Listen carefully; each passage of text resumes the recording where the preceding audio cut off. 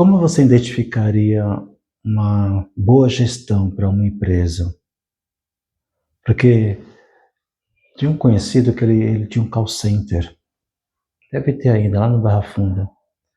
E ele dizia assim: existem empreendedores, né, que são aqueles amigos do funcionário, e tem aqueles outros que são mais pesados, mais rígidos.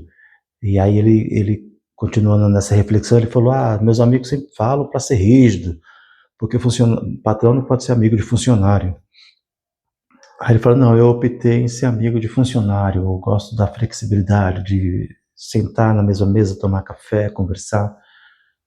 Eu acho que isso super funciona também. Parece que essa rigidez dos patrões era coisa mais antiga, né? 70, década de 80, né? Quando a situação do Brasil era outra e a gente vivia numa escuridão de conhecimento, de informação. Hoje, com a internet, com todas essas informações, eu acho que não cabe mais essa rigidez na gestão de pessoas, na gestão de negócios.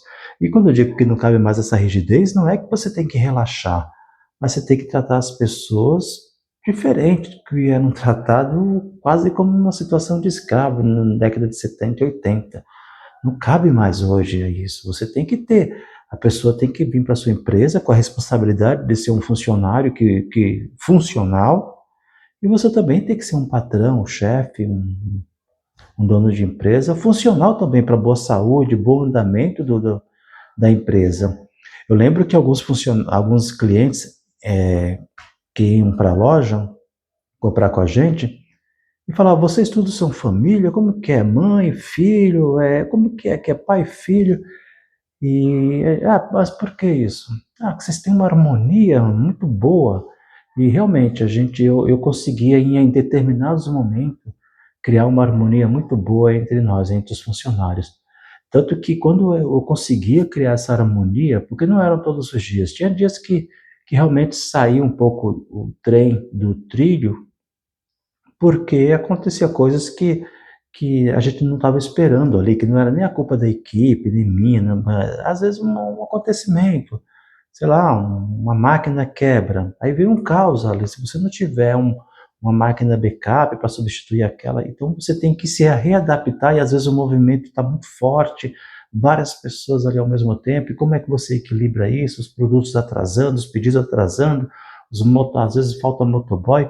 A gente já teve operação lá com 12 motoboys, tudo de uma vez só, né? Os nossos e os que a gente chamava também do iFood, né? Então,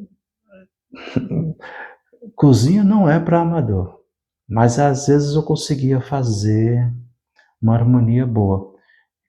Um funcionário ou outro, às vezes tirava a paz, a gente tenta equilibrar, e às vezes eu tinha uma amiga minha que ela trabalha em cozinha de shopping, essas cozinhas grandes, né? E ela falava: você tem que experimentar funcionário, entendeu? Não funcionou, tira ele e coloca um outro até funcionar. Eu achava aquilo meio rude, mas na verdade é um pouco isso, porque se o funcionário passou pelo treinamento, aprendeu todos os processos, todos os procedimentos da empresa, e ele não desenvolve, tem algum problema com aquele funcionário, porque não é certo isso. Então eu sou adepto ao quê? A chamar para conversar, a ver aí o que está acontecendo, quer experimentar um outro lugar, mas eu dou feedback, eu chamo para perto, eu quero saber como que é a pessoa, se ela está bem naquele dia, se ela não está. Não é necessário isso aí eu acho que não cabe o funcionário, tem que ir lá e cumprir o papel dele. Não sei, eu não acho que é bem isso, eu sempre me dei melhor sendo mais humano. E quando eu digo ser humano, ser mais humano, não é ser flexível com os erros, não. Tanto que a regra das minhas empresas sempre foi: erre somente uma vez, não tem problema errar, mas erre somente uma vez, o mesmo erro. Se tiver que errar depois, erre, mas um erro diferente. Não o mesmo erro, a gente precisa aprender no primeiro erro. Se possível, aprender antes de errar, com o erro do outro, por exemplo. E a gente conseguia muitas dessas coisas, a gente conseguia realmente. Eu acho que é formar a equipe certa, é fazer o treinamento certo, né? E, e é isso, ter os processos ali, sabe, bem escrito, ter os procedimentos, o treinamento, e acredito que uma operação ela funciona super bem. Agora, vai do caráter também do gestor, do chefe, de como ele quer administrar as pessoas. Porque às vezes o encarregado ali, ele, ele quer o ego dele ser massageado, né? Ele quer que se massageie o ego dele. Ele quer se mostrar importante diante da equipe. Ele quer dizer, olha, eu sou o encarregado aqui, hein?